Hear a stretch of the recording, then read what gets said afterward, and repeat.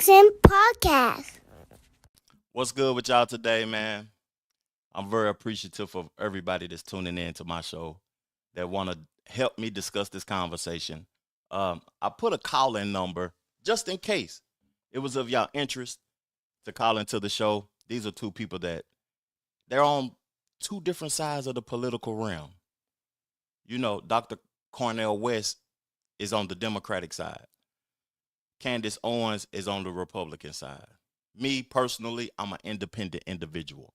And being an independent individual, I like to hear both sides, especially when it's people that's of the same lineage, of the same race as me, even though that really doesn't matter in this conversation. But I ain't going to talk too much.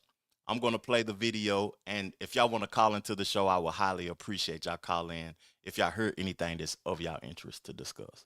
Let's get right to it, though, man. Hi, Cornel. I'm glad we finally got you, Candace. Thanks for having me. Now, obviously, we have both of you here. You had that fight on Fox, both black, one right, one left. Obviously, the first question is going to be sex.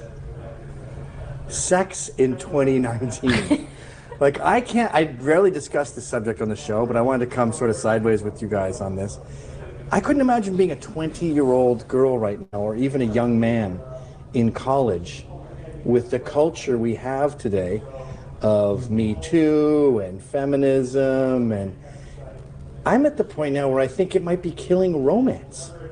Because with all If y'all can tell me in the chat how the audio sound, give me a thumbs up in the chat, or just hit the like button and let me know what y'all think about the audio. How does the audio sound on the video?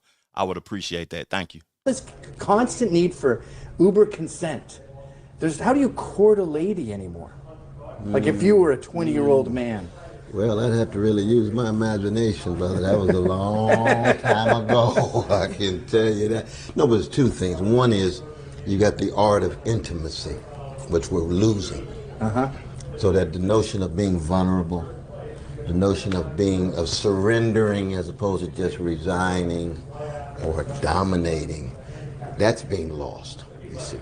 My generation, it was Otis Redding, try a little tenderness. Right. These days, it's more say my name, say my name, say my name. A very different orientation and disposition, you see. But on the other hand, you got all of the policing that takes place. And so it's hard for people to really allow themselves to be themselves. And you can't really have a serious relationship if you're just posing, posturing, wearing a mask. Yeah. Well, you were in D.C. You just met a man, happily married. I met a million Trump girls in D.C. I used to do a show there. And they were all having a lot of trouble finding a dude. And you thought, if this was 50 years ago, you wouldn't have women's political beliefs affecting their love lives. Right.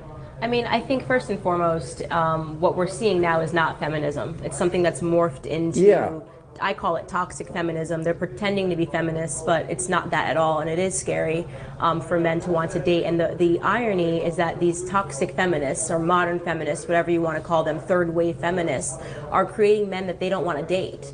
They don't want men to act like they have their tails in between their legs. That's actually, there's something that is very unnatural about that, seeing men like that.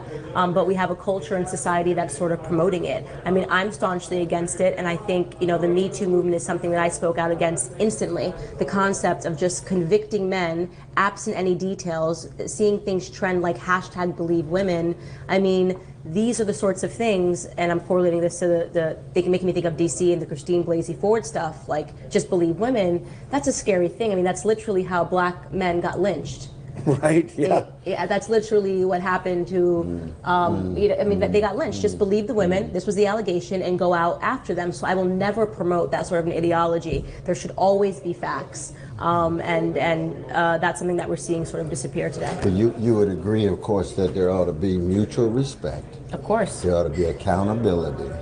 And there ought to be reciprocity in that regard. Oh, no, absolutely. Yeah, absolutely. There should be accountability. Absolutely. It's just, the left is primarily responsible for this. They start out with a concept that sounds good, like rape is bad, let's stop sexual assault. You go, I agree with that. And then they keep pushing that until they've kind of killed it for both sexes. Until, like, I heard about this thing where you have this consent app and you both list what's going to happen sexually together. and then you both sign it. Yeah, I've never heard of that. And you're like, that's what prostitutes You do. heard of that before? I have heard about that, and the crazy part about that app is that even after they have sex, the woman is allowed to revoke consent. So she could have consented. Oh, really? And then you can wake up in the morning and decide that you'd no longer consent.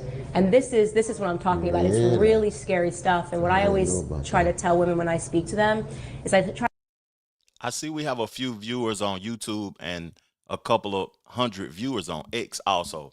But, you know, this conversation is interesting to me because this is a previous debate. But I just wanted to see what, you know what I mean, has transpired since then. And if anything is being said of y'all interest, y'all see the call-in number below me. But the Me Too movement, we see what it has morphed into. Like when I think about all of these trials and all of these sexual allegations, it was a new one that just came out on Zion Williamson. You know, I'm the type of individual that is a independent thinker. So when I see these things transpire, I don't pick a side until more information has came out. And it seems as if just believe women. You know, these things, it seems like a money grab now. People don't want to really hold people accountable and see them in prison or see them locked up. It's a money grab. So it's actually not helping women. It's going to hinder the women that really is going through something. That's just my opinion. It's really going to hinder them. So let's get back into the video though, man. Try to remind them that men are not dropped off by the stork. Like, they're our sons, so we're creating a society that our sons can't thrive in, that our fathers can't thrive in, that our brothers can't thrive in. So I always use my platform to speak out against it. Well, this trick of using the nice verbiage to make the things sound justified, you see this with Antifa, where they say we're anti-fascist. What, you're against us? All right, you're pro-fascist. Or even with Black Lives Matter, you go, well, I don't think cops are racist. I didn't say that, I said Black Lives Matter. Are you against Black Lives Matter? Well, then you're against Black lives. You're saying they don't matter. Even pro-life and pro-choice play that game. Yeah, you end up being anti-life and anti-choice. And it's rhetoric that's used to trick you. Well, part of it is, you know, we live in a culture where these categories and labels tend to reduce each and every one of us to just one particular small aspect of who we are as human beings. And so the richness of who we are and the contradictions that we all are, the incongruities that we all are, you see. All of us are shot through with all kind of incoherencies. That's what it is to be human. But you get one label, reduce just one particular aspect, and then you can use that as a weapon to go at folk, you see. And so, you know, the examples that you give, the Me Too movement, it can be reducible in such a way that you end up overlooking the complexity of relationships, but you want respect, accountability, and answerability. Antifa, there's nothing wrong with being anti-fascist. Fascism is an evil, right? We know it's an evil. We all ought to be anti-fascist in a fundamental way. I think we all are. Well, no, you got fascists in the world now. Who? Oh, in the world, in America. Give me an American fascist. Oh my God, you got neo-Nazi parties of fascists. But what percentage of the American Oh no, it's a small, populace is very, that? very small, but I mean, there's such a thing as fascists in America. Sure. And then you've got a spectrum, because I mean, there's a spiritual fascism inside of all of us, in terms of what Augustine called the libido dominante, which is the lust for domination. And as a Christian, I could see it inside of myself. I can see it inside of every human being. Sin, a gangster proclivity resides inside of us. That is a kind of spiritual fascism.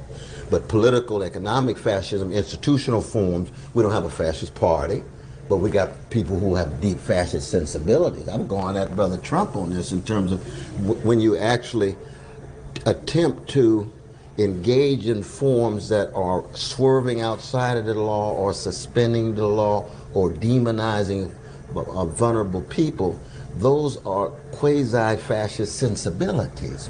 But fascism as a whole ideology, we don't have a wholesale fascist ideological movement, but we've got some elements of it. The Klan is, I mean, the Klan had deep fascist sensibility. Would you agree with the Klan was deeply fascist? Absolutely, and we have to remind ourselves, the Klan, they were Democrats, and I was actually going to make the argument that I see the Democrats actually they have a lot of fascist tendencies. And just in talking about the fact that I cannot go to a college campus and speak about the fact that I'm a black conservative and talk about why I believe in conservatism for black Americans, why I love Dr. Thomas Sowell, why I believe that the economics, a wonderful man. I think he's wrong on a lot of things, but he's a brilliant man. Go right ahead. I think he's right, but you can think that, and we can both sit here and we can have this conversation and have an argument, and we do that. Absolutely. But the fact that he can go to a college campus and show up and he won't be met with Antifa protesters, right? And people trying to shut down the speech and threaten the event, and the university demanding that you pay for an absurd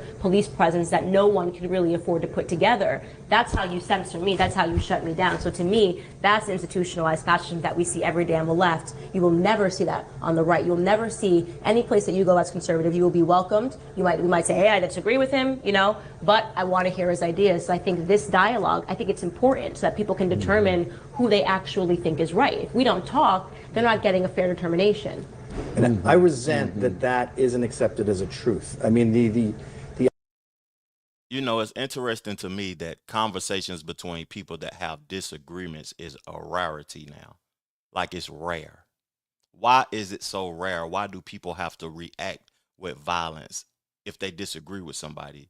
Or they have to, basically treat people like as if they're nothing just because of a disagreement. I think that is going into a territory that we really don't want to be in as a country. But what's interesting about what they was talking about, fascists and stuff, is that Cornel West said that everybody has a tendency in them to want to be dominant, to dominate others. Let me correct myself, to be dominant over others. I wonder, that's a trait that I really don't obtain. I really don't feel like I need to have a presence of domination or being better or being overpowering to another human being. That's just something I don't obtain. And, let's get back to the conversation, man. The understanding from a lot of, maybe half the country now, is that there's places that Cornel West would go to do a talk, and there'd be Nazis outside Sieg Heiling trying to prevent him. And that's just absolutely not true. Those 12 guys are not touring the country trying to stop liberal talks. But I think one of the reasons is that you don't have a strong right-wing Nazi or right-wing fascist presence inside of the university. The university is very much a place where liberalism is hegemonic. And when you violate certain sensibilities of a variety of different liberals, then they can be intolerant. What you're calling fascist is intolerant. Going against that grain focuses much more on you. Now, you and I share a deep indictment of liberalism and neoliberalism. You do it from the right, mine is from the left. But because my understanding of the severe limitations of liberalism does incorporate certain elements of it, and you don't have strong Nazi presence in the university. You hardly have strong conservative presence in the university. You don't have a strong Nazi presence are much anywhere. more liberal than they are conservative. No, you got it in Idaho, in a shooting range in Utah. Alabama. You got some places in the country that have some white supremacist militia and KKK, and you agree that KKK is fascist, right? Well, I agree with him that I just don't know where it is in this country. So I've been able to travel to 47 countries over the past, 47 states over the past year, and I've not encountered or seen any pockets where I've seen Ku Klux Klan members. Do I believe that racism still exists? Of course, racism still exists. By the way, it's always going to exist. There's always going to be black people that hate white people. There's going to be white people that hate black people. But the question of whether this is some organized cell in our country that has a lot of power, I strongly disagree with that. Well, I wouldn't say it has a lot of power. I'm going to let him cook, but I got a perspective on what she just said because, what's the difference? Hold up. I need help with this. I need, somebody to help me. What's the difference between the KKK and the white supremacists? Is that the same organization?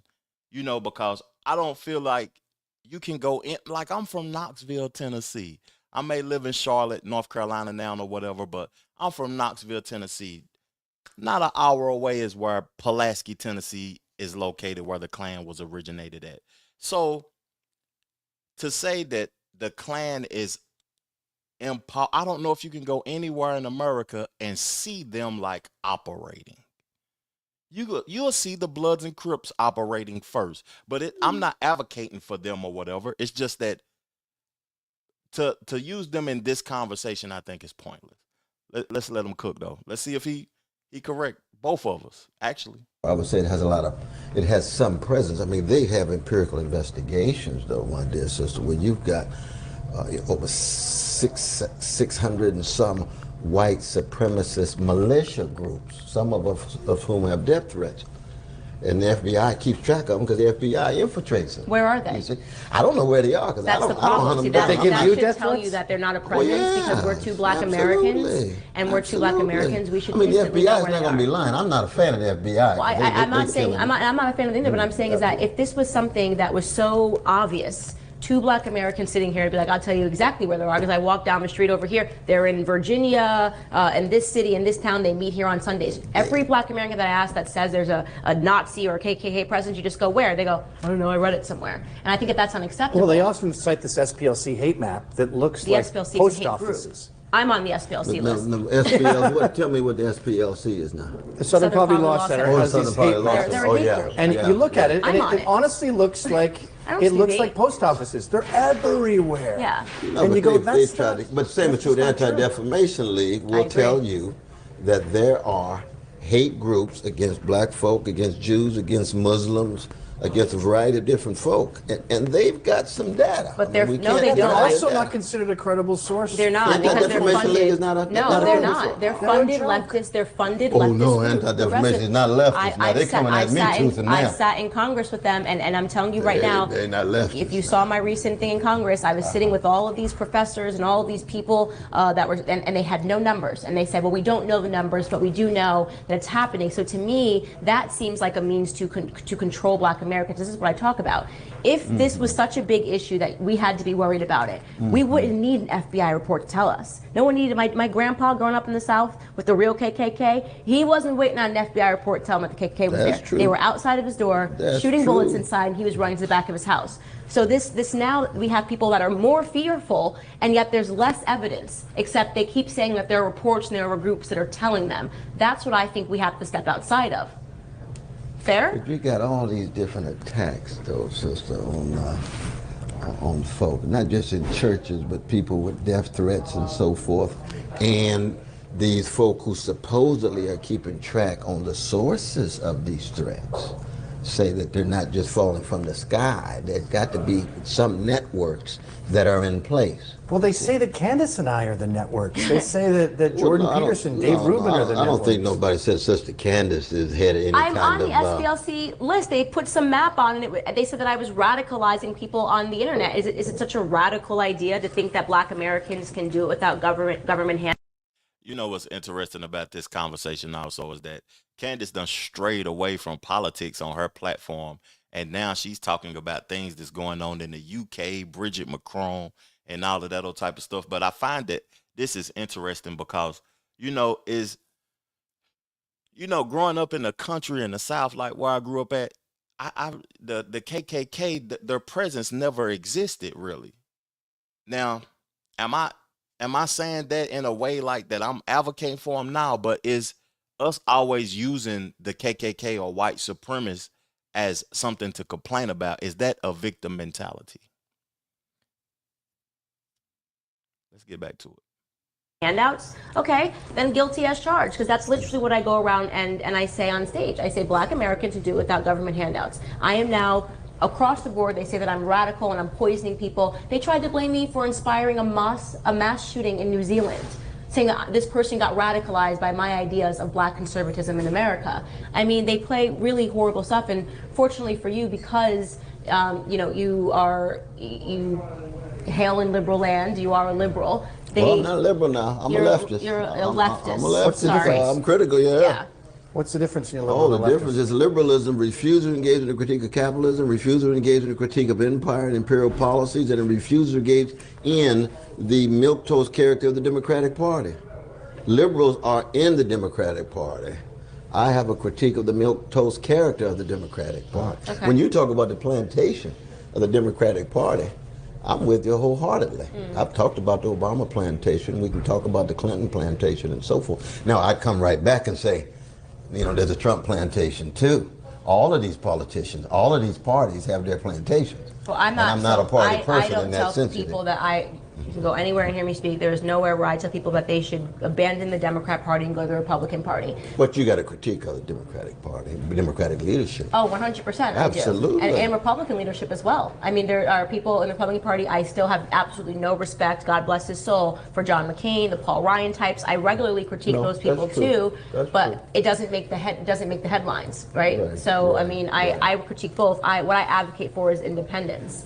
And particularly government independence and shrinking government. You know, I believe in free markets and a limited government structure. That's pretty much what I believe. And yeah, I'm painted as this horrific monster. I mean, you saw it after our debate. Like, we had a debate, and it's like, headlines, big explosion. That's not how I felt ending that debate.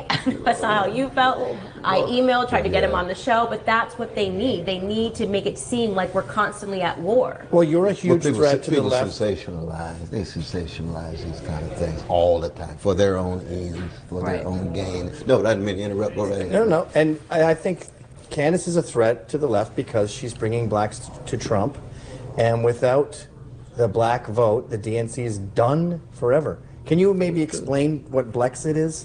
Yeah, so I mean, I started the black exit from the Democrat Party we've seen pretty much the same thing. The Democrats, it's undoubtedly have taken advantage of the black vote over the last 6 decades. I mean, that is not, you cannot question that. And any black person in good conscience that sits down and says that the Democrat Party has not taken advantage of the black vote, in my opinion, is a bad moral character. And you have to watch those bad faith actors. To me, Blexit is about reminding the black community that we are staunchly conservative. We are conservative. You cannot untether the black community from our faith. You know, I grew up in a very Christian household. You cannot untether the black community, although the government has systemically attempted it, from the family. I grew up in my grandfather. I got to react to this comment in the chat. That's interesting. I didn't know that. Esther Pastor. Well, they both married to white peeps. So does that make this conversation not valid at all? Does it make, because they're married to white people? Because I have an interesting thought process about that, because a lot of black individuals that's multimillionaires, especially men, are married to other races. And it's to the point now that when I see that and I think about that, I think about when the man dies or whatever, and where is the wealth left to? That's just my thought process behind this, though. And I'm gonna keep playing the video and keep the conversation going. And thank you, Doug, for telling me about these rallies that's happening in Jacksonville. I didn't know that. I didn't know that they existed anymore. I don't even see them, and I'm from where the Klan started at, fam. But this is an interesting conversation, and if y'all want to join the discussion, y'all see the number right up under me. Let's keep the video rolling. Father, which just was all about the family. These are largely conservative principle now, as you have the left is advocating really for the disruption of family. Men can be women and women should be men, and kids should pick their gender. And if you Google, this is a real thing, if you Google straight couples, all that returns back to you are gay couples. And they say there's something wrong with you if you believe in the nuclear family. And they're trying to grow government. And we've already experimented with that in the black community. We've seen that more government has earned us more heartache over the last 60 years. You can look at any statistic. Illiteracy rates in black America, they're not serving us in terms of the Department of the Education. You know that. I know that.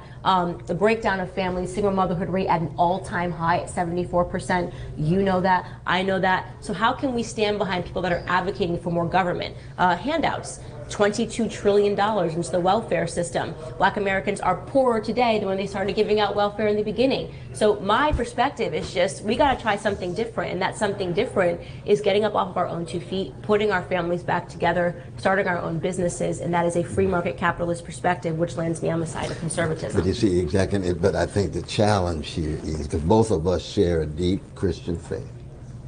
Both of us share a profound commitment to not just our family, but our loved ones. And both of us recognize that when the issues of integrity, honesty, decency, generosity, that just cuts across race, gender, sexual orientation, national identity. Those are just spiritual and moral values. But I think the deep disagreement is, and I think Charles Murray and others have pointed this out, that the impact of the market on working and poor parents, no matter who they are, has been devastating. When you've had profits quadrupling at the top and you got wage stagnation for 40 years, how are you going to be able to keep your family together when 2 or 3 of you, when you do work, you still live in poverty? This is where wealth inequality comes in.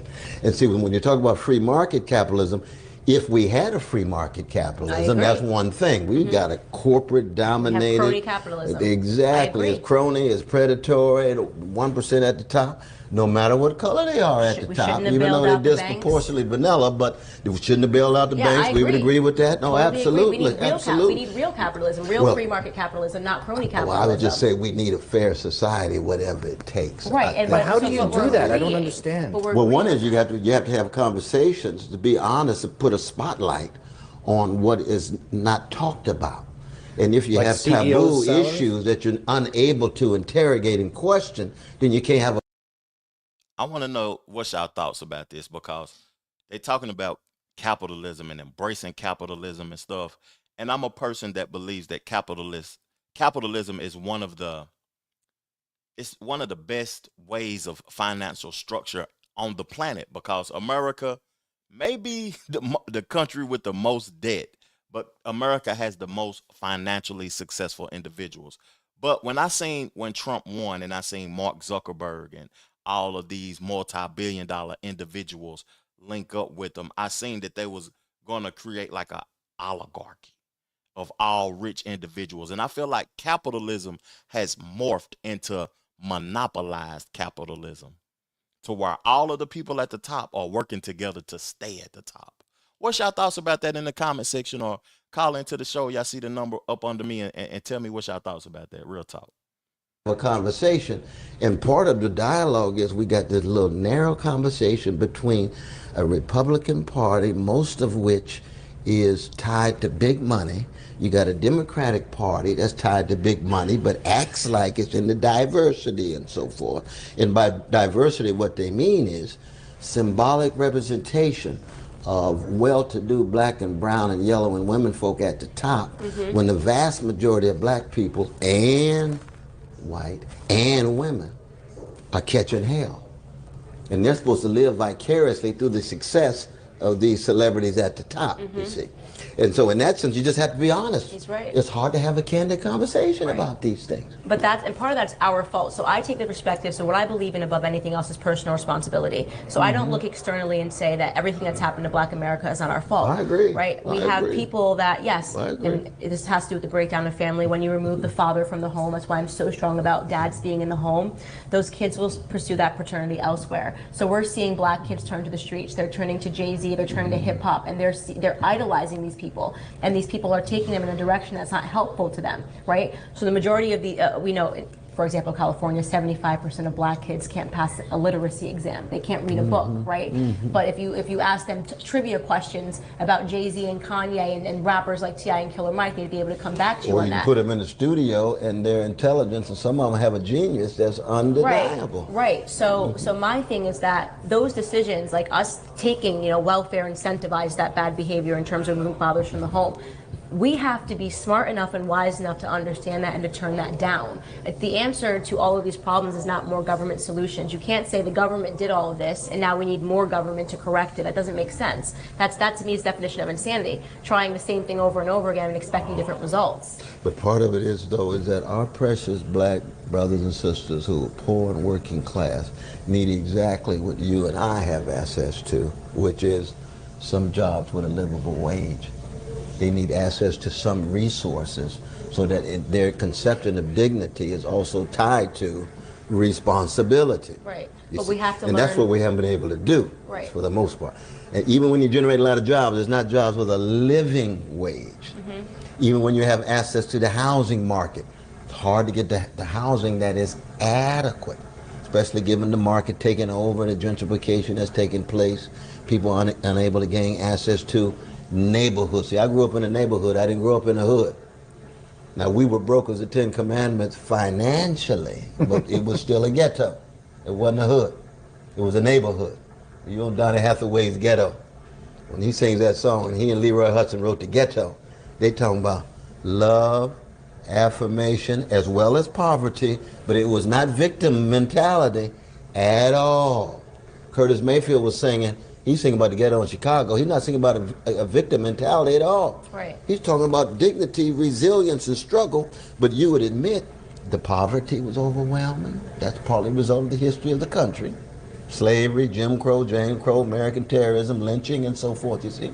So that the stress on personal responsibility, I agree with you 100%. Yeah. But there has to be some structural realities that allow people to gain access to jobs and health care and resources. And I completely agree with that, and I think that that's where my limited government perspective comes from. We have to, like, this is why I support Trump. I want to cut her off for a minute and address what they talking about, because they're talking about limiting government. And I agree with that, man. You know, government shouldn't be participating in everything that we do. We shouldn't need funding. Like, let the market be free for people to create and have their own thing. I remember when I first moved to North Carolina, and I noticed that it was ABC liquor stores. It kind of tripped me out because where I'm from in Tennessee, people own liquor stores.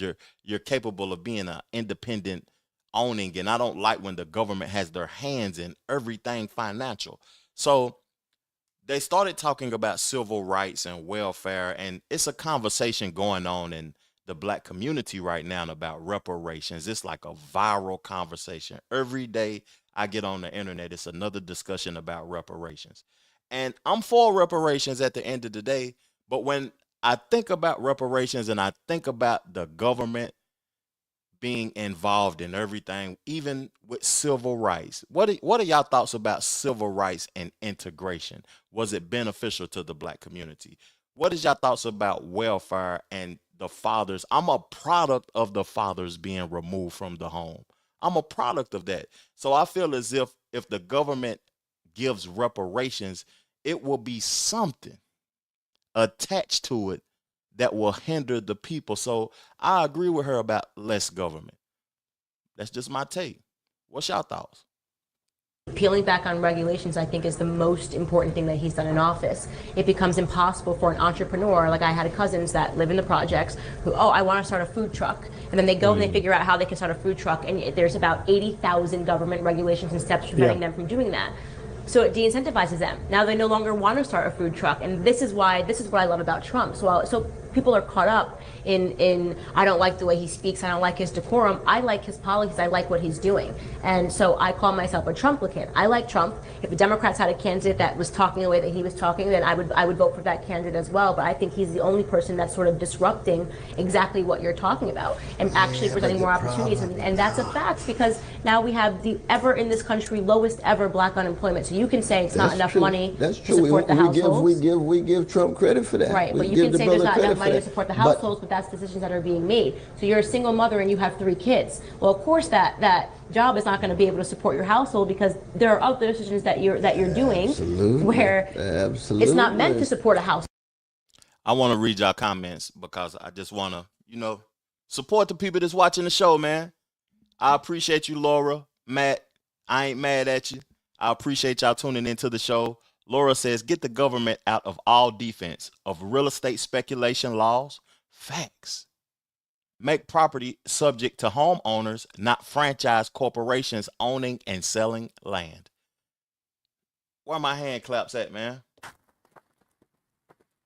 Salute to Laura, man. Call into the show and give some more of your take, because I would like to hear it. Thank you, Matt, for another comment. I would like to hear your perspective also. Government is inherently repressive, no matter how big or small it is. I like learning from y'all, man. Government is inherently repressive, no matter how big or small it is. That's true. But I still prefer less of it, actually. But thank you for your comment, man. I ain't mad at you. If black people get reparations, the overdose rate in the black community. No, don't say that, fam. Please don't say that the overdose rate in the black community would skyrocket. No. So I can't pronounce this. and I don't like mispronouncing names because I have a problem with that. Suckbar Sekhan. Hey, correct me if I'm wrong. I don't know how to pronounce that. First thing that Trump destroyed was CFPB and NLB, both organizations that protected the normal man in the street. What is that? The Consumer Financial. I know what that is. I forgot what the CFPB was, man. CFPB. I learned that in Consumer Financial Protection Bureau. That's true. Does it not exist no more? It still exists. CFPB tells employees to pack up offices as mass firings loom. Oh, this was a day ago. You right about that. Okay, so according to Bloomberg Law News, Baltimore drops lawsuit challenging efforts to defund CFPB. Okay, damn, consumer. That's crazy. Let's get back to the video though, man. Thank y'all for y'all responses in the chat, man. I appreciate that, man. Let's get back to the conversation. household. One individual is not meant to raise that one of three the kids by herself. contradictions, though, and you tell me what you think. One of the contradictions in terms of any support of Trump is he's got a $750 billion military-dominated budget that goes straight to the big marketeers. Both Democratic Party and Republican Party voted for it. That's not limited government. See, when you expand the military budget, you are expanding government. Okay, so I would disagree with you. So this is when I say limited government, I mean what do you believe is the function of a government? The function of government is to protect its citizens. That's the first thing you just said. So that's exactly, I agree with you 100%. So I'm comfortable. But that means you're not for limited government to the degree No. to which the military needs to protect us. No, but that's where I want them to be limited to. I don't want the government trying to raise our children, which is what you and I were talking about off camera. When they step in and they say, now we're going to regulate this, we're going to regulate that. That to me is a government that's overstepping. But when they're limited to military, that's exactly what we need the government for, to defend and protect. 61 cents of every dollar going to the military-industrial complex, and those oligopolies and monopolies are making billions of dollars, some of it waste. You would agree some of it's waste in the military? I'm sure it listens to the government. Nothing the government does sufficient. I agree. If we could isolate it to the $750 billion and we were all fighting that the $750 billion was too much, that would be a great place to be. Right. But I think we're pissed off about all of this other crap. But it's all like the other the trans stuff. thing is going to be the end of black support for the left. I mean, because they're giving hormone blockers to kids. Our precious trans, there's a small group of human beings who are the most vulnerable. They're demonized the most. They have least amount of power. They're covering the magazines. They're not demonized. Everyone wants their kid to be one. It's the hot new thing. That is the one group that is killed more by vigilantes among our citizenship. Not vigilantes, the gangsters they were dating. They're drug addicts who are hanging out with bad boys. They're dating MS-13 and Bloods and Crips. And let me tell you why I'm not talking about these individuals. They're now trying to make this a rule in school that teachers tell the kids in grade school. We're talking about K through 5 that they're allowed to pick their gender. I hate to stop her, but I want to acknowledge you guys' comments, and I also want to not tell, but give y'all my perspective on what I think made the black community leave the Democratic Party. Leave in droves. He said, "Our precious trans." No disrespect to the trans, but they're like 1% of the country. Why is the people that's in power so focused on transgender individuals? You know, but what made the black community leave the Democratic Party was the focus on trans, not receiving reparations and watching the funding of Ukraine and all of these other wars and things, and then the migrant crisis.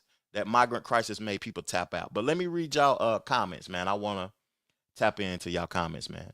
Lance Ward said MAGA lies about everything because Trump lies about everything.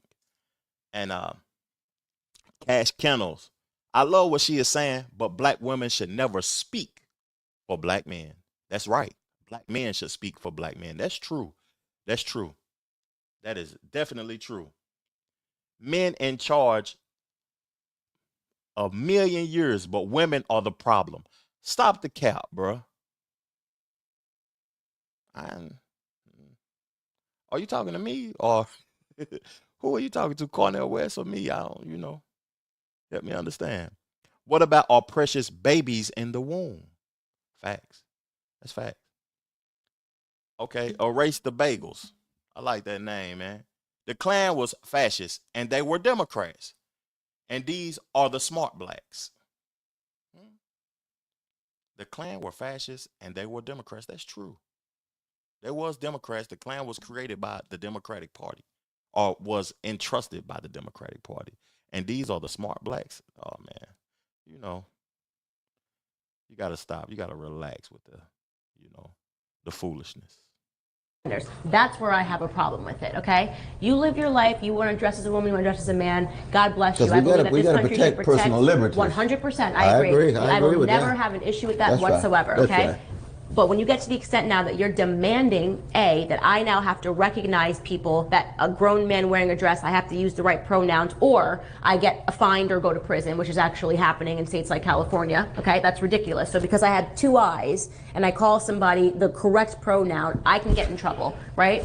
And secondly, introducing it into the school system, which is over-sexualizing children at a young age, telling them they can That's the media and market doing that 100, too, I agree, 100% agree. Money again from the top. That is when something goes from a personal freedom to infringing upon mine. Okay, I don't have to raise my kids to believe that they can pick their gender because they can't. I feel bad for people that suffer from gender dysphoria. Both of those two ideologies can exist in the same. Mm-hmm. But certainly we've got to protect personal liberties. 100%. Across wear a dress. the board. I say, guys, if you want to go put on a dress. Yeah, no one wants to make that illegal. But I mean, it's not. You got the Amish, you got the Mennonites, you got the Baptists, you got different groups in religion, different groups in culture, different Muslims, Mexicans. Make sure personal liberties are protected. Always. No matter what. I agree. Now, I don't know about this dictate about the teachers telling the students. You're talking about in first grade, second grade? Yeah, and they're not allowed, they can call them in school. In school, they're allowed to call your son. You could not know your son's going to school and they could be calling her all day by a different name. They are no longer required to tell the parent, because now they're protecting, and that to me is really crazy stuff, and that's what I speak out against, which gets me earned as a hate monger. And I'm going, do you understand what's happening here? You're confusing children. I don't think about that stuff when I was a kid. I for like 2 years I thought I was a tomboy. I used to run around. I used to wear baggy clothes, speak with a deep voice. I was in 4th grade because I just thought the boys were cooler. My mom didn't shave my head and call me Michael. Teachers didn't call me Michael. I was still Candace. And then a couple of years later, I went through puberty, and suddenly I thought the guys were cute. Right, and that's what's being disrupted now that they're trying to normalize allowing children to go under hormone therapy when they haven't even hit puberty, or allowing these children to say that they're different people. It's confusing. That's really going to make the black community snap. I didn't know about any community. We're not just talking more about black. Black white people are more, okay, my son's a girl. Yeah, no. Black moms, people you're not calling my son. I don't have a son yet, but let me find out that some school is calling my son by a name that I didn't give him. Black moms will show up 100%. I would argue that the whole trans movement is the end of black support of the left.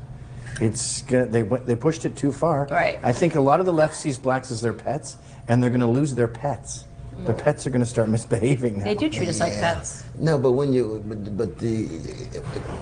talk about just as a Christian, for me, I begin with the notion that anybody, any gender, creature with a language made in the image and likeness of God, they have a sanctity.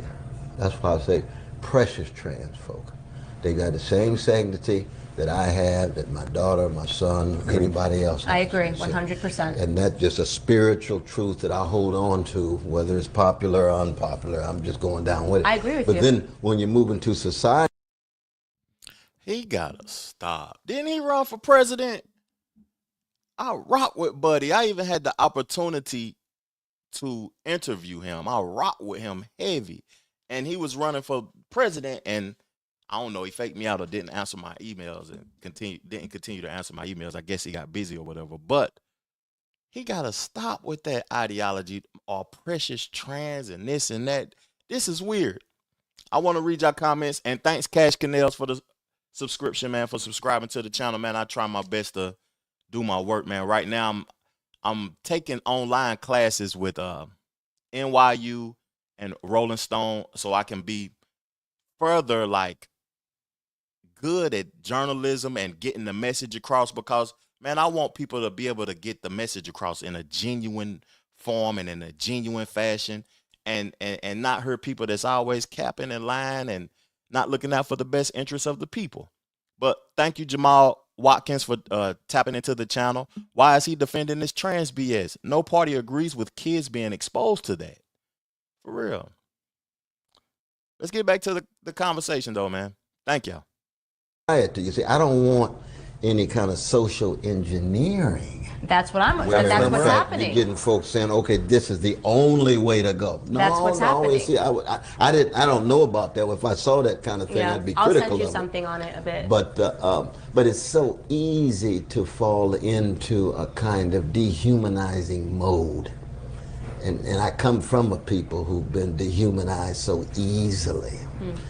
Black folk, brown folk, poor whites, gays, lesbians, Jews, Muslims. We got long histories of being easily dehumanized. Yes, and I agree with you. normalized. But when we're so determined to be tolerant, we tend to tolerate intolerance, especially from Islam. Like everyone talks about Charlottesville and Heather Heyer, obviously a catastrophe. Yeah, and I was with Heather just 20 minutes before she died. You were? Oh yeah, I was right there. Oh my God. Oh yeah, I was standing right there. The neo-Nazi brothers were spitting on us, telling us off and so. We were singing this little line of mine, you know. I'm not clergy, but they were clergy. I'm just Christian. I'm a layperson. And we were right there, and Heather was right on the side. We were talking just 20 minutes before she was hit, you see. And she was just a magnificent human being, very young, very committed. But this whole concept of fighting hate, which we all advocate, can be used, though, brother. I mean, Islam's got fascist versions. But we hear so much ugly, about this stupid Nazi hate crap that I'm just sick of hearing about. No one talks about the West Side Highway. The West Side Highway? Well, yeah, where 6 people were killed, 6 or 8 were killed by a jihadist. No one talks about Fort Hood, about the beheading in Oklahoma, about the Orlando shooting at Pulse nightclub, about San Bernardino. We've heard about Heather Heyer literally more than all of those other victims combined. And every time you see these hate groups where they're out there to stop hate and hate watch and SPLC, ADL, it's just skinhead, Nazi, zero jihadists, zero jihadi training camps. And quite frankly, I agree with you. And I think that what really,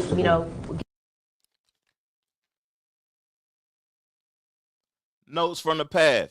Shalom to you, my brother. And yes, this isn't an oldie, but I feel like it is valid to today. And it is interesting to see how the world has progressed and how politics has progressed and people's thought process has progressed today. And we don't see these conversations that much anymore, to me. Can y'all tell me in the chat, when is the last time y'all seen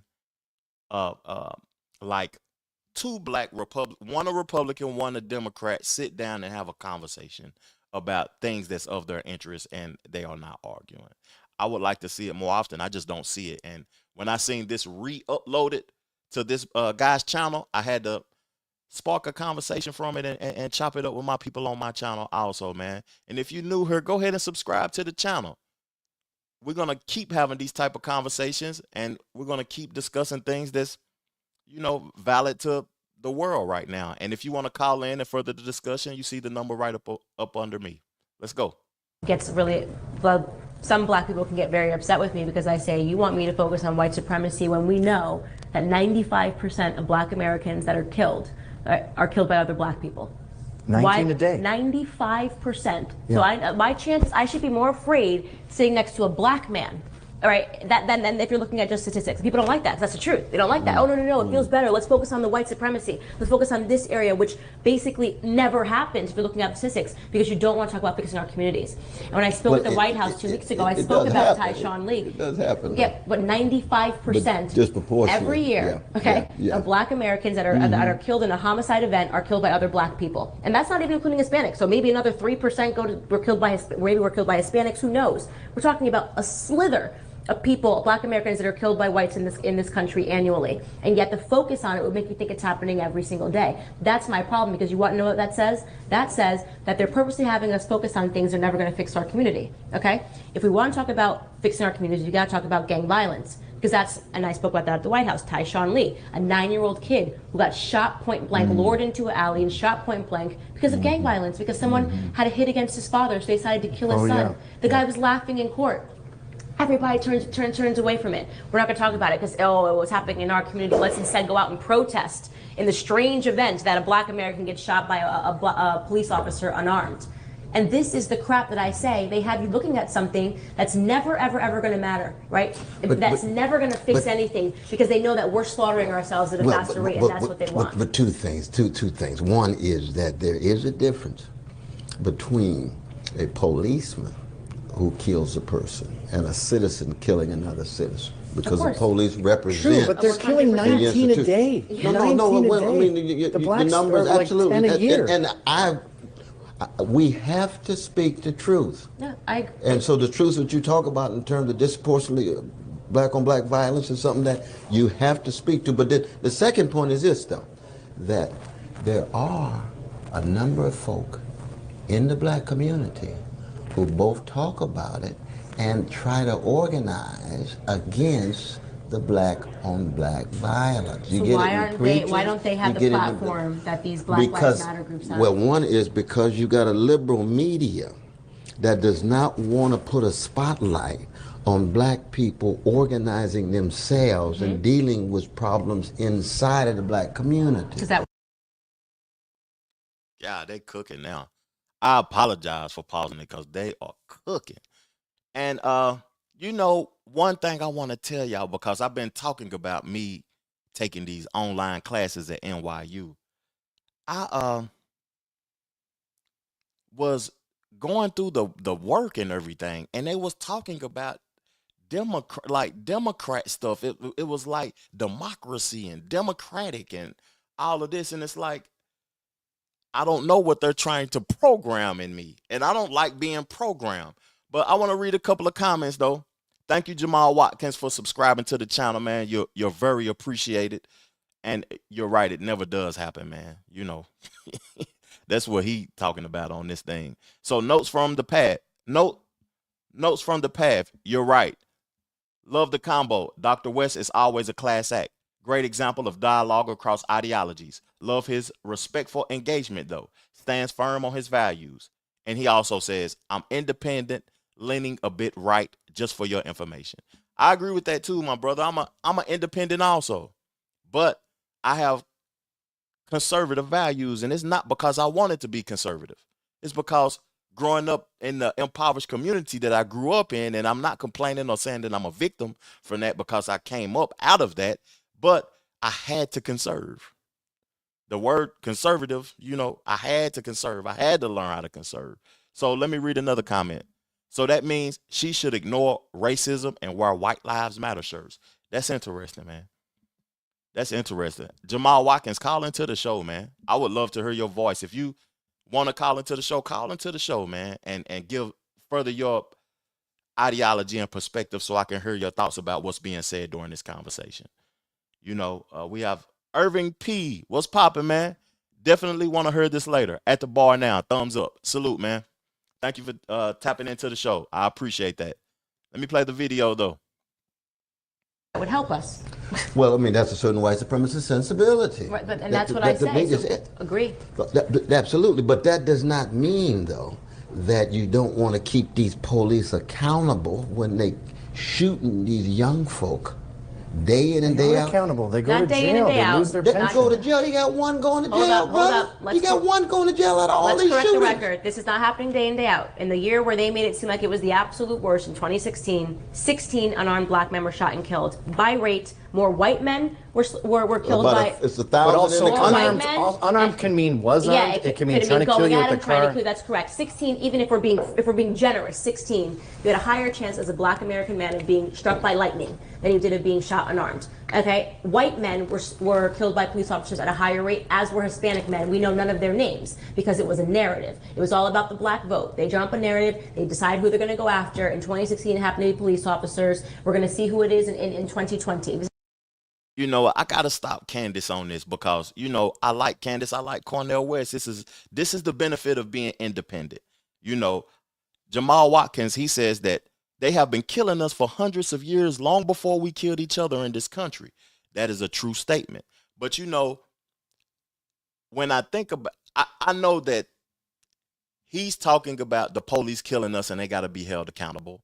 She is talking about 95% of black people are killed by black people. That's true. That's true also. But we got to think about, go to the root of why. I'm doing a video and it's not going to be live. Later today, it's going to be an upload about something that happened in Philadelphia a years ago. I want to get my notes so I can tell y'all. It's the Holmesburg experiments. I would like for y'all to Google that while y'all listening to the show, if y'all can. The Holmesburg experiments. And we can and see why, like, people act the way they act and do the things that they do. We have been experimented on, man. We got to heal ourselves first, man. I don't want to judge people for their actions, even though you got to judge people. Like, I don't understand. It's not my place to judge people for their actions, people that has been experimented on. So I kind of understand her perspective because it's a truth, but it's just a harsh reality. Let me let them cook though, man. And I'm gonna read some. Now let me read y'all comments first. Best of America when we dialogue like this. That's true. Comparing poor people killing other poor people to police, judges, doctors, and an entire system aimed at your destruction is wild. I agree with that statement. Wholeheartedly, too. This is not about helping to save black lives. You can't tell me that you're focusing on 16 lives when a more unsafe place for a black person to be would be in its mother's womb. We're slaughtering our offspring at a way faster rate, and we have more black babies being aborted than born alive in cities like New York. So to me, it's all a farce, and I think it is because the liberal media. No, but you and I are critical of liberal media, but I think you have to have a bit more open-mindedness at the spectrum and the continuum. We've got statistics on the percentages of black men who will be pulled aside in the car. The percentage of men who, when we went to jail in New York City about 8 years ago here with the stop and frisk, when you had over 90% of the folks stop and frisk were young black brothers and brown brothers. Those are not killings. Those are not killings. Right. They were disproportionately pulling over whites. No. Oh, not at all. As they appeared in the crime stats, yes. No. The way Even blacks and whites appeared in the New York crime stats, they were pulled over less than that. There was more whites pulled over than they appeared in the crime stats. But you remember the woman who Bloomberg even conceded that. Who was the judge when she went through all the statistics and said, "My God, under Bloomberg, yes, you had and she was later fired for incompetence." No. She was a boob. Yeah, no. I'll say something. I'll ask a question. Sure. Black Americans, we make up 13% of the population, and we account for over 50% of all the homicides in this country. Is it possible that we're getting arrested more because we're committing more of the crimes? Oh, no, in terms of getting arrested. I'm talking for homicides. 13% of the population. We're talking about police killing or being pulled over. Okay, so you're for driving in the car for, and so forth. When in terms of the sheer number of homicides, you've got a disproportionate number of poor black people, disproportionately men. But we're disproportionately committing the crimes in this country, all of them, across the board. No, not all of them. No, not white collar crime. Not Wall Street crime. I'm talking about violent crimes. Oh, you're talking about like white collar murder, crimes. Yes, absolutely. You're Absolutely. No, you're right. It just sounds like there's a lot of disingenuous agenda. That's my with thing. the It's left. like, just be and at the real. beginning of But this, the you were problem saying, is, though, you got to have a press that is open enough to deal with all of these issues candidly. And that's what we don't have. the press is obsessed with the Nazi shit. They're obsessed with hate. We live in a racist society. It's way worse than it was in the 70s and the 80s. We've gone backwards in time. And the thing I hate about that narrative, like I've got these friends, Max Hare, John Kinsman, they're Proud Boys. Proud Boys are a multi-racial club. There's gays, Jews in it, and they all love Trump.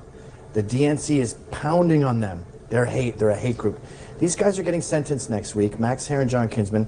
3.5 years would be best case scenario, could be 15, because Antifa jumped them, and it was like the third Antifa fight of the night. Antifa jumped them, and they beat up Antifa. And the court said, you beat them up too much. And because of the Nazi narrative, the jury went, throw the book at him. One of the guys has 4 black kids. And he might not see those kids for 15 years because he fought back after an ambush.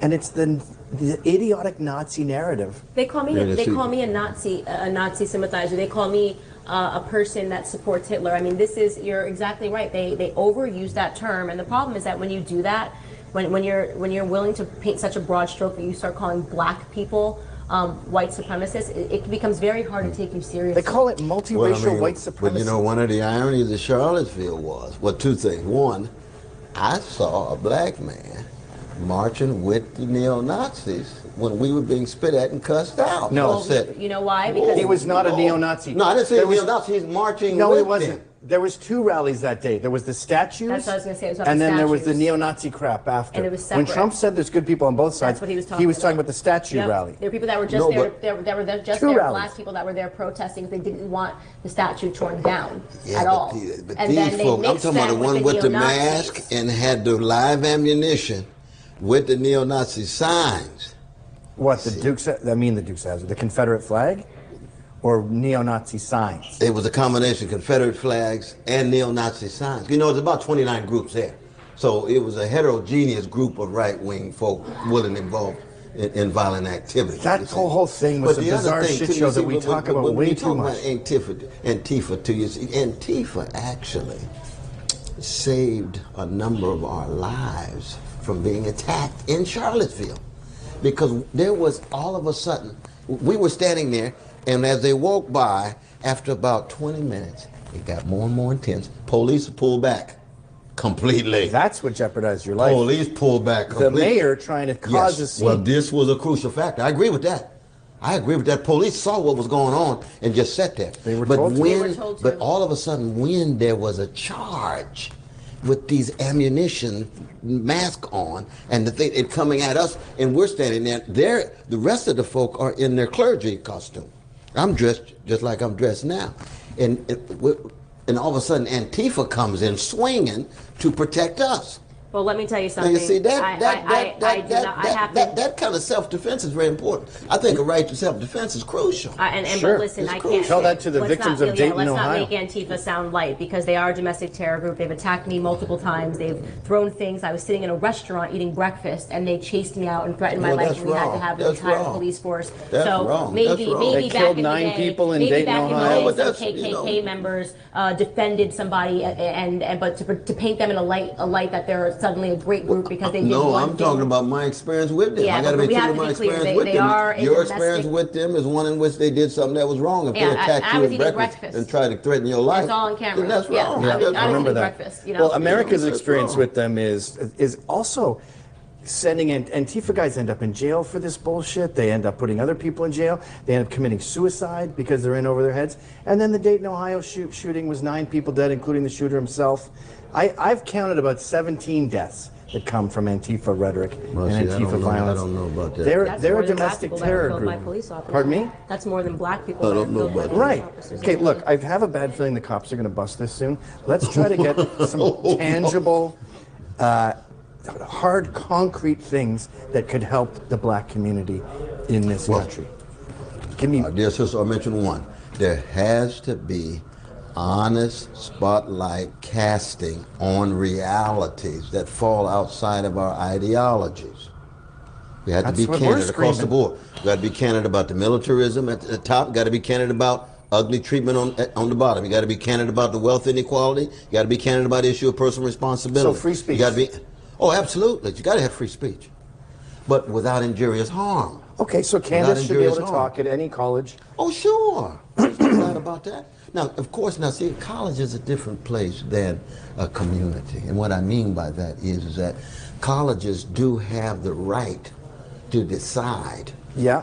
who is going to speak there relative to They what take the federal issues funding and are. they decided it's only going to be leftist But it's got to politicians. be ideologically and politically diverse. But they have a right to do that.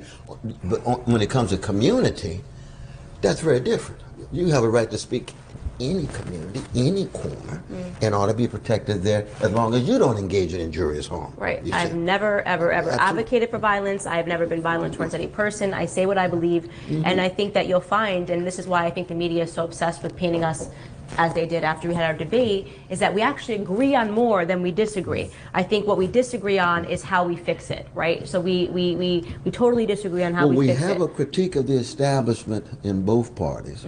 See, your support of Trump means you have an indictment of the conservatism in the Republican Party vis-a-vis its establishment. That's correct. I think he represents a new form of conservatism, and when he called it a swamp, he was being honest. I mean, there's just people on the left and the right. We were all losing. But the problem is, see, this is part of the contradiction, though. But when you come in, and then Trump, his attitude toward Wall Street, his attitude toward the military-industrial complex, they expand. They become even more powerful. You see. So if my focus, he has to hit them head on. He didn't have the courage to hit them. That's my left-wing critique. He doesn't have the courage to hit them head on, but he can spend all his time talking about precious Mexicans and Muslims and other folk. well, good for the illegals. Got to go. I mean, you know they're harming Black America. Demonize the precious Mexicans. No, don't call them. Don't call He doesn't them demonize precious. Mexicans. Yes, he Mexicans. does. He talks about the ones Illegals. crossing No, the he's border. talking about all of them as criminals, all of them as so-and-so. That's just wrong. First off, that's wrong. Foremost, I'm going to say this. First, I'm going to say about illegal immigration, period. We know that under Barack Obama, the United States commissions did a report to determine who was harmed by illegal immigration. They determined, and this was a report done by both sides, that Black American men between the ages of 18 and 21 are the people that hurt the most. Especially in Because California. they're the ones that have to compete. And when they come into these neighborhoods and they allot it, and he's correct to say, we know that the majority of the drugs coming over the border, where are they going into? Our neighborhoods, right? So to me, it is so crucial for Black Americans to understand that an illegal, anybody that's promoting for open borders and for telling you to flood them in are not people that are trying to help Black America. They know that we are the ones going to have to compete for them. Why wouldn't Trump say that? I want to address a few comments in the comment section, and I want to give my take on, it's something interesting about people that have powerful voices because they speak for certain individuals, and it seems as if it's harming other groups. It's weird identifying with the group. That's why I love being independent, because I don't want, some people say that, Trev, you speak for people that's independent, but you need to pick a side. Why pick any side when none of the sides are looking out for your best interest? And I want to address these comments. Dave Young, by the way, Candace Owens isn't FBA. She's Caribbean. I Googled that when you said that. And her grandparents is from St. Thomas, U.S. Virgin Islands. I'm FBA. Both of my parents are from America. My grandparents are from America. But at the end of the day, I'm American, man. Just in totality. And I'm looking out for the best interests of all people. Man, I'm from Tennessee. I'm born and raised from Tennessee, where Knoxville, where it's 85% white people. I grew up in schools where it was majority white. So I really don't have nothing against no other race. I think salute to FBA, salute to our lineage and everything, though. But I'm a person that is unique. I don't have a niche. I like to be versatile in all sorts of aspects of life. So Matt M said, stop singing and start swinging. Malcolm X. For real, you got to stand up for yourself. That's true. Dustin, what's popping, man? What's popping? Thank you for tuning in to the show. The real inequality is that the fake oppressed get everything paid for them. And housing and food is something every other group has to cover on their own. Black society is the fake oppressed society. What's fake about the oppression? Dustin, call into the show and inform us now. Call into the show and inform us. I like to learn from people, man. I'm not up here promoting ideologies and thought processes and everything. I want to hear from the people. You see the number, man. Call into the show and educate me and let me learn your thought process. So, notes from the path. Isn't it clear we need both tendencies, forward-looking and conservative? That's interesting. This is why I need y'all to call in, because y'all smarter than me in these politics, these people in this comment section. Way smarter than me. I'm in the process of learning, and I'm learning with you guys on this channel right now. And I'm just interested in this conversation. It's an ecosystem, right? We swung so far left, we got out of balance. Wow, I agree with you. Conservative momentum is needed right now. That's true. I agree with that. I agree with that. Dustin, all people, you're a good man. That's a fact. I agree. I'm for all people, man. I want all people to succeed, man. For real. Isn't oh, that was his comment. I don't want to read your comment twice, big dog. So Cash Kennels, 100% American, born black. Salute. No cap. I'm American. I'm looking out for the best interest of all people. Great quote though, bro. I meant it too, man. I meant it. Can't call, but that's the crux of the issue. I'm at work. Go get that money, man. Get that money. That's most of the time when I'm listening to YouTube too. How my earbuds in, man, working and grinding and trying to hear a great conversation, man. And I'm thankful that you was able to tune into my platform. If you new here, hit the subscribe button, man. I would greatly appreciate it. And let's get back into the conversation, man. Thank y'all for tuning into my show. Real talk. Rather than call them rapists and criminals. Right, listen. They're not rapists. They're coming to find to get A jobs. disproportionate number of the illegals crossing the border are rapists. They are. It's weird. 80% of the girls who cross the border get raped on the journey. 80%. They take birth control on the way over the border. That's just it's a fact. It's just an accepted part of the transition. Yeah, and that's why it's weird. Mexico doesn't have room in prisons. They encourage criminals to cross the border. Does that mean the 11 million precious 30 million illegals in this country? You think it's 30? I think it's 30. Well, I think most people traditionally say 11 or 12 million. But of those 11 and 12 million, what percentage of those do you think are rapists? A disproportionate number, more than they are represented or in the population. just in general committing crimes? Well, criminal. He says he called them criminals and rapists, so it'd be both. Criminals. I don't know, the way he talks about him is so vicious. It's so I'm sorry, but if you go into any of these sanctuary cities and you see the amount of crimes that are being committed because they're sanctuary, you can't park your car in San Francisco for 5 minutes without it getting broken into. Happened to me. I was there literally 5 minutes. Came outside. But that's all been of our true stuff. for a long time in a lot of hoods, a lot of communities. Come on. California was not the way that it is now. Well, I'm talking about other communities. Yes. Other communities. Listen, I'm not. You're never going to hear me make a blanket statement that all people are this or that. I'm not going to say that all Mexicans are coming to this country. Some of them are literal children that are being used by people. Adults.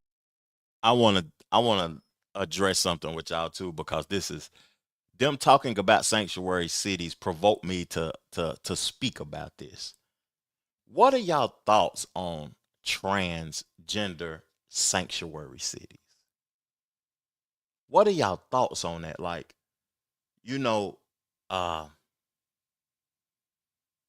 I think everybody should have their own rights, but this is a debate about what he's not even addressing it. The guy that's mediating this, he said, let's get into what can help black people. They're really not speaking specifically what can help black people. My perspective, reparations is needed. It's deserved. I don't think it'll ever happen in my lifetime, just being honest with you. But my thoughts is that I done lost my train of thought on this. Is that they need to focus on specifically what they're talking about the black race. Let me read a couple of y'all comments. I think the reason black society has issues is because the behavioral patterns and cultural embraces. Plus, they imitate role models that are encouraging violence against each other in rap music. It seems like you've been listening to Thomas Sowell, Dustin, because Thomas Sowell talks about cultural patterns and things that like accepting the culture, being I've contributed to hip hop and all of that too, and I agree with you on some of that, but I feel like it's deeper than that, and people don't want to embrace history and what has happened during history. I gave y'all something to Google also. I don't know if you was here during that time though, but the Holmesburg experiments that happened in Philadelphia. My race has been experimented on. So the actions of the people, and then people aren't financially stable and stuff, had something to do with it before rap culture even existed, dog. So you got to understand history also, man. Let me read this comment. FNN Snacks TV. Can you be pro-black and your family doesn't even represent it? Her immediate family husband is white. You know, that's interesting though, dog, because what I want to say is racist as shit. But I think it's different for females and males. I think when a male marry outside of his race, especially a financially stable, rich black male, and he marry outside of his race, and he leaves his generational wealth to the other race, that's different. But if she's inheriting the wealth, it's a totally different situation. Even though my wife is a beautiful black woman, and I don't see nothing wrong with marrying outside of your race, my perspective. But this is America. You know, at the end of the day, this is America. You have choices to do whatever you want to do. So, Cash Kennels, I live in New Orleans, and it's nasty, high domestic, flamboyant, no cool for kids. A lot of these folks that speak on behalf of our community only use it as a way to get rich, and they never were going to fix problems anyway. That's big facts, man. Big old facts. I think we had a better balance in the 1990s. Conserve traditional gender norms, roles at the center with tolerance of the preferee, gay, trans, and etc. It was better balance in the 90s. You're right about that. But some people felt as if they wasn't accepted around that time in the 90s. And right now, it seems as if in America is trying to make a way for everybody to be accepted. But my question to that, though, is why do everybody want to be a part of some group or organization? People, you know, to me, the best knowledge is knowledge of who you are as a person. If you don't know who you are, you will want to be a part of anything because you need something to identify with. A lot of people, you ask them, who are you? And they start going straight to their family. I'm a son, I'm a father, I'm a husband, I'm such and such worker for this company. I like to play basketball, but who are you? Not what you identify with, not the attachments. Who are you? Let's get back to the video, man. Let me shut up for a moment, man. Talking too much.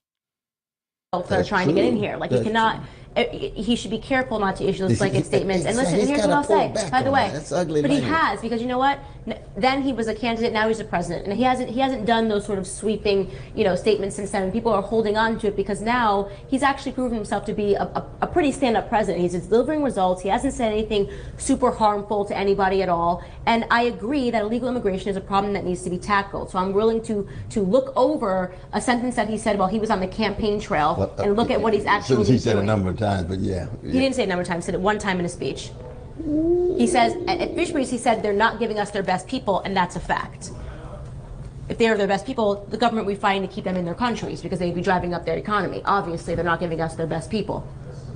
Well, it depends on what you mean by best, too, though. If it's just best in terms of professionals, in terms of education. Yeah, least likely to commit crimes. If they were super educated people that were got some doctors professional and lawyers and educated folk in this country and other countries who commit a lot of crimes, we're too. Splitting. Yes, I think we're splitting hairs here. Well, I'm agreeing with you that we have to be careful and not demonizing an entire group of people. Absolutely. But I hope that you do understand that illegal immigration is something that really harms black communities first and foremost, and that's a proven fact done by a report that was done under Barack Obama. But see, I would want to put the stress not so much on that competition. That competition is real. There's no doubt about that. Yeah. But my stress is much more on, first, the businessmen and women who come in wanting to exploit and walking away with profits that are just obscene.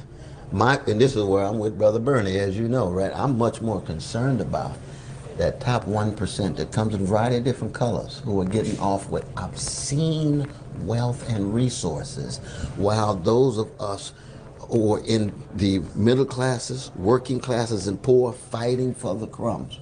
Well, then I got to tell you Fighting for the something. crumbs. You're with him, and if he was I don't elected, see Trump talking about the critique of Wall Street the way Bernie does. If Bernie was elected tomorrow, all of those Wall Street people would be sending their money overseas, and they would get out of here That's the problem. as fast as possible on their planes We because all they have the agree. resources to. And you No, know what And we happened? would see You know how what big happened? of gangsters they really No, are. you know what happened? They're not Then committed to the suddenly country, they're committed to their own Correct. cash. You want to know how Correct. we would see it? We'd all be broke. All of the markets would crash. There'd be nothing here because we don't have the entrepreneurial spirit. The people that are entrepreneurs are going to leave for countries that allow them to be rewarded based on their hard work. Nobody is going to stay in the country. They say they're going to tax me 75%, I'm leaving. Period. Right? So then you're going to have a system where you have a bunch of people that are standing behind Bernie. The do-nothing people are going to have no money to go around because there is no entrepreneurship. The rich people have fled. It's exactly what happened to Chicago. We know that Bernie's idea of socialist policies does not work. It cannot be implemented. The grievance behind it might be accurate. The application of it does not work. So we have to come up with a better solution than we're going to take it from the rich people. But just think of what you just said, though, sister. You're saying that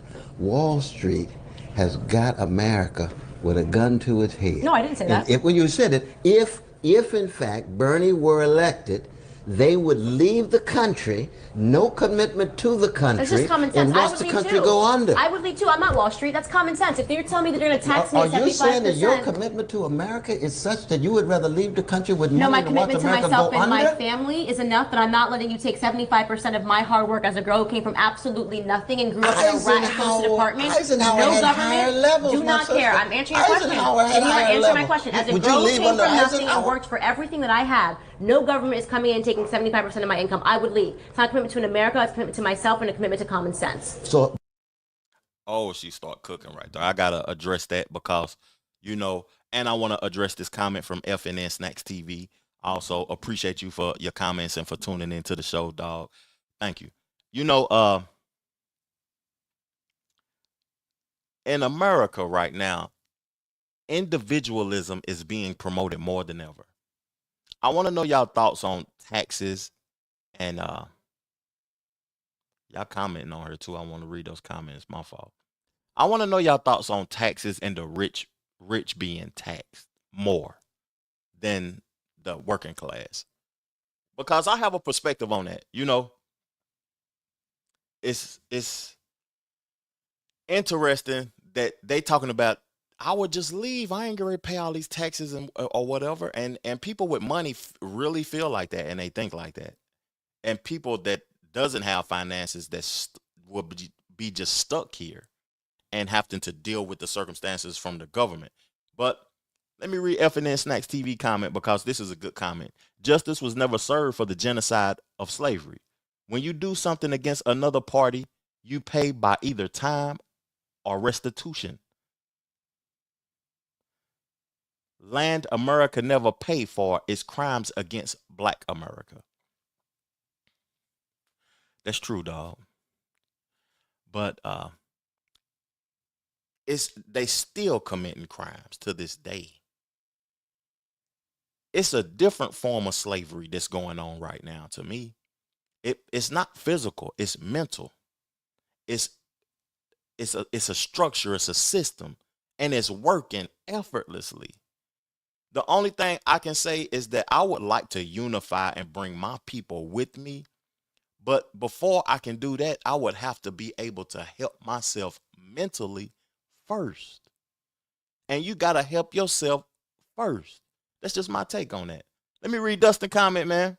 Sir, do you not think the Black community has been given so much assistance for so long now that any sort of complaints are just grievances oriented people that can move past the slavery? Let me tell you something.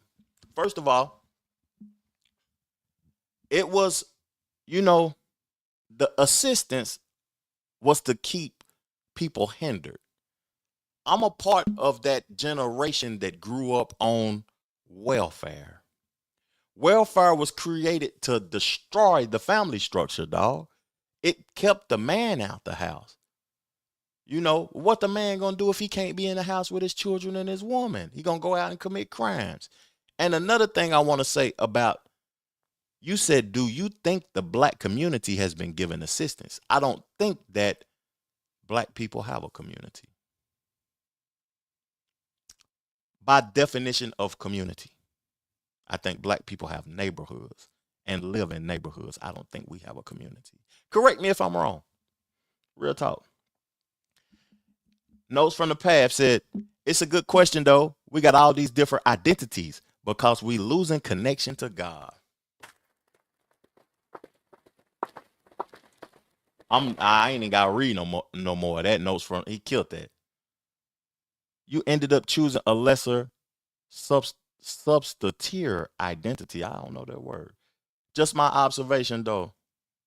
Yeah, I agree with you though, Notes. Killing it, man. Black people themselves sold slaves, and the largest slave owner in America was black. Where is your statistics to that, Dustin, man? Come on now. I need some statistics, something to Google or whatever. But I do feel like Africa owed reparations also. Cash Kendall said the Democrats are the deep state you talking about. They are KKK, Jim Crow, and slavery. They are operating good too, because at the end of the day, they're not visible, but they working and they doing their thing. And they keeping that. The Democrats is, I'm disgusted by the Democrats. But what they done was they killed it. They did their job. I think they losing black people, especially black men. But they deserve to lose black men because they did us dirty, man. Okay, so Dustin, I really don't know much about the Moors. I need to be educated on the Moors. I've been seeing and hearing a lot about them lately, but I'm really not educated on them. If the Moors are black, along with the Barbary pirates of northern Africa, then white people were enslaved by blacks and others.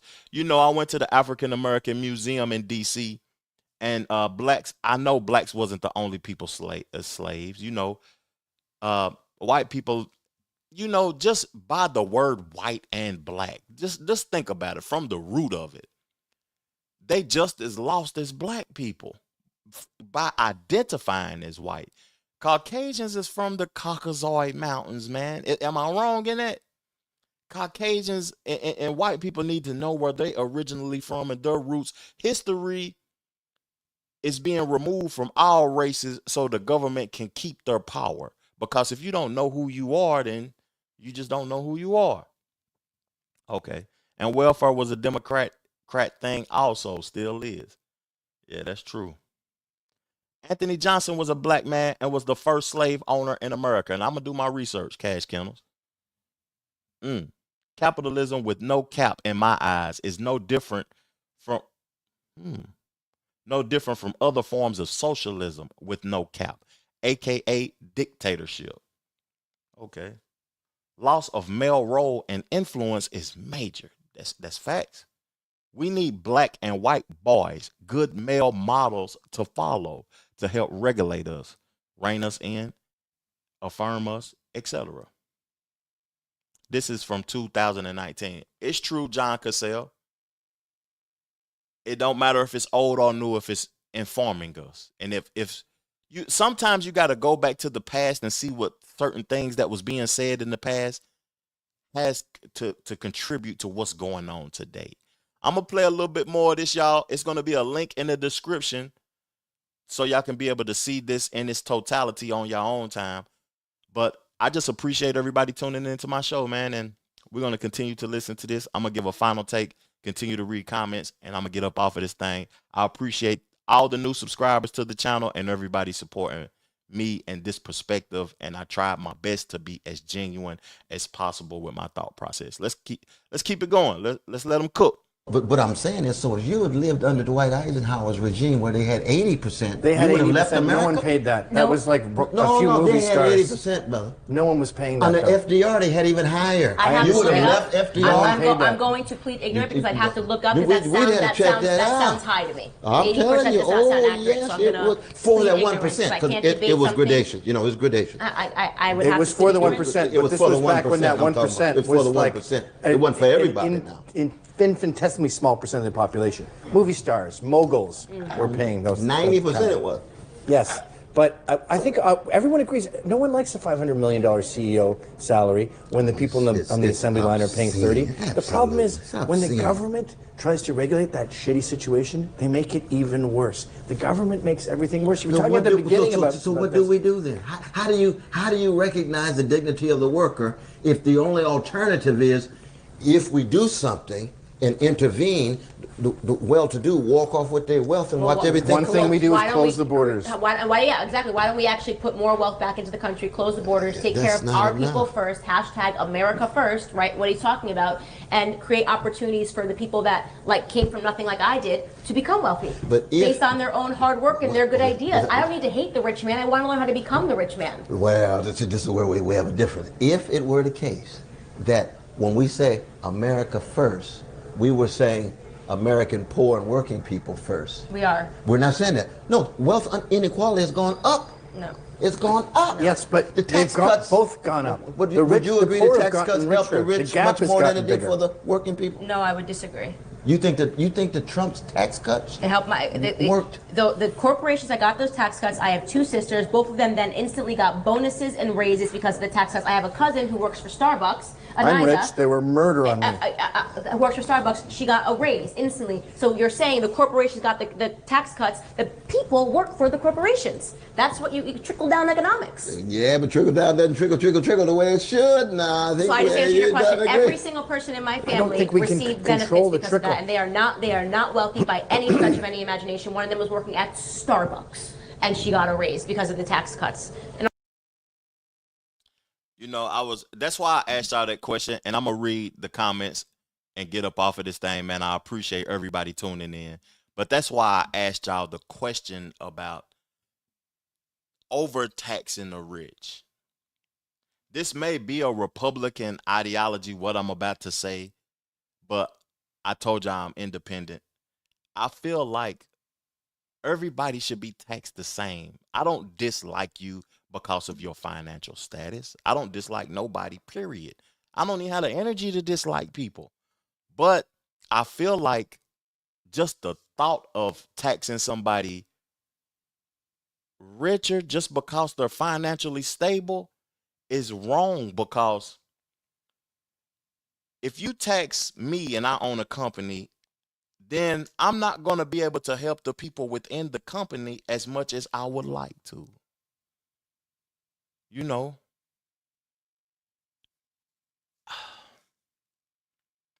that's just I want to know y'all ideology and y'all perspective on that. Let me read some comments and then I'm gonna finish off my thoughts. Black Bear, what's popping, Black Bear? Thank you for tuning in to the show. That's bullshit. Slavery was started by the Portuguese, then the Spanish, and then in English. Facts. 100. The first black man was a slave master. Bye. Salute. Everything I don't like is Hitler. Brussels sprouts equal Hitler. Man, Brussels sprouts good, man. You must be coming from a home where they boiled the Brussels sprouts. You got a pan serum, man. You got to put that grapeseed oil in that pan, and then you got to put the Brussels sprouts in and put the pink Himalayan salt on top of them. They come out amazing. Just my perspective, dog. Black Bear says they're trying to change history so they can't pay reparations. That's the goal.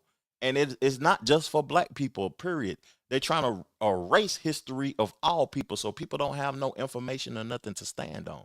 So that's why information is important and history is important, and passing down knowledge and things from your family so you can know who you really are, where you really come from, the real history of your own people.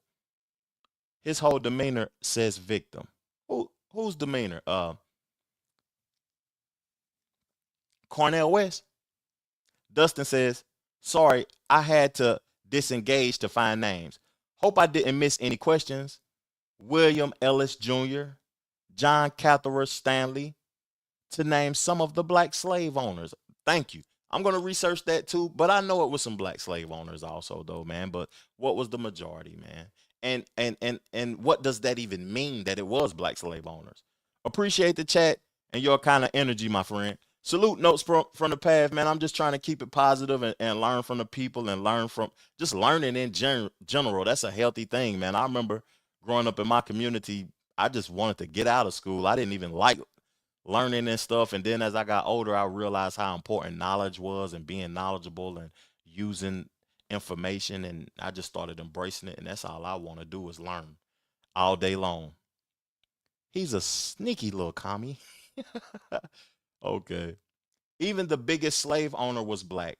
The Caucasian population, broke or rich, benefited the most from slavery in itself, not the children of the enslaved. Facts, dog.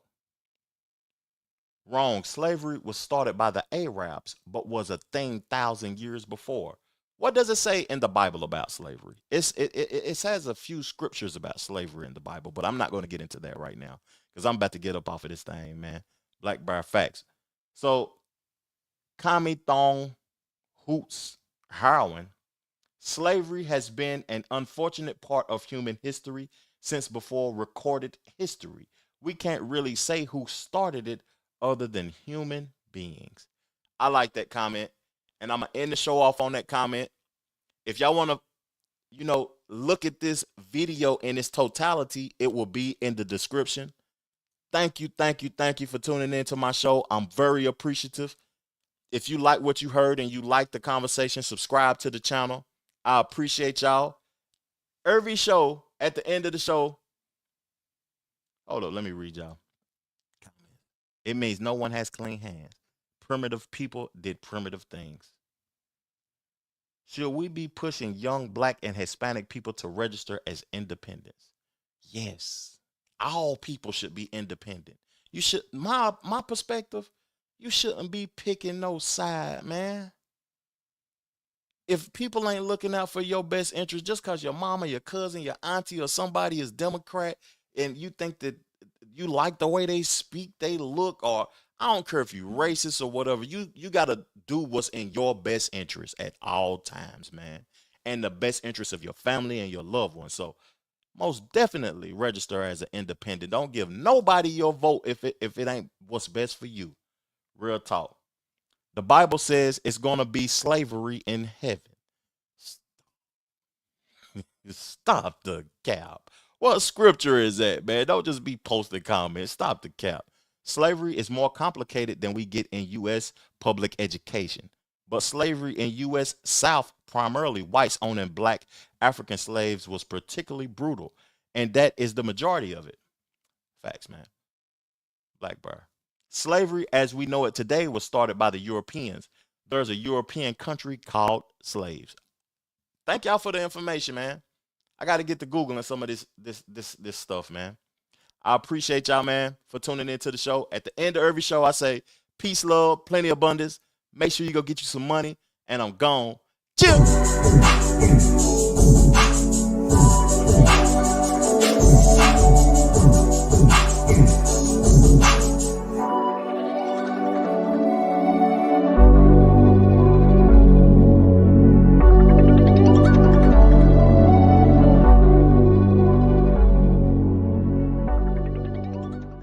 The Trevor Jackson Podcast.